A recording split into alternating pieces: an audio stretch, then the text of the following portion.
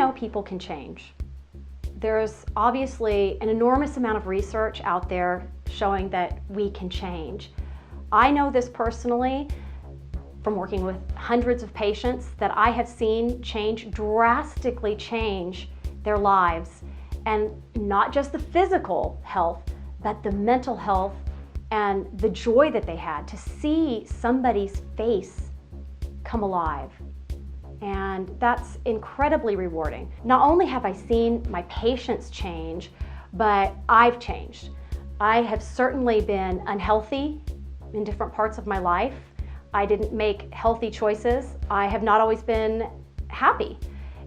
I know that these lifestyle choices make a difference because they have made a difference in my life personally.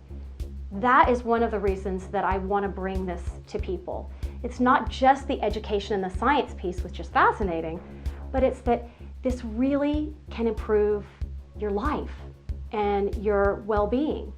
And it is my hope that I can help people to do that. Some of the most exciting research for me has been the neuroscience that really is showing that we can change, that our brains actually can change. When we engage in healthy behaviors through diet, through exercise, through the relaxation response, whether it's meditation, mindfulness, yoga, all of these things, they actually can change the brain. As we age, our brain actually starts to shrink about 1% to 2% a year as we move into later adulthood. And exercise, regular exercise, can actually prevent this loss. One of the things that I often will talk about with my students, or even with patients, is trying to explain how the brain is changing. And if you just think about your brain cell, your neuron, like a plant, think about the roots of the plant. Your brain cell actually looks a lot like the roots of a plant. Now, if I give that plant nourishment, if I give it good soil, if I give it sunlight, if I give it plenty of water, what's going to happen to the roots? They're going to grow deeper, stronger, get more embedded. So we know that with positive lifestyle choices, we can create more connection between the brain cells. We can grow these roots, so to speak. But that can go either way, positive or negative.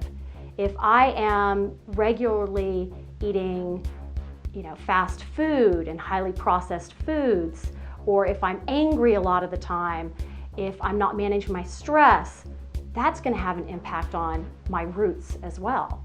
So you become what you experience. The brain is pleasure driven and it wants pleasure. It's part of a survival mechanism. It's how we're made up.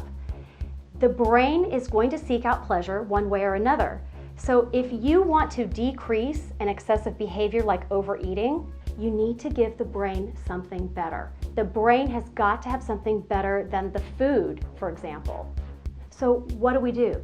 We engage in lifestyle behaviors that can stimulate the pleasure centers of the brain, can increase the release of pleasure chemicals like dopamine, and can help to decrease those drives to overeat.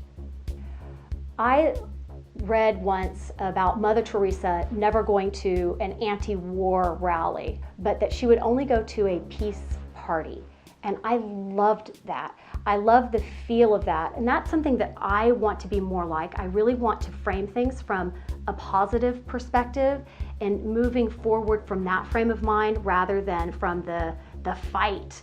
But let's move to a place of peace and happiness and joy and focus on those things versus the negative things. For me, that just sheds things in such a different light. Simple things that I do and that I recommend, of course, regular exercise, get up and get moving throughout the day more, eat fruits and vegetables, take time to relax and restore.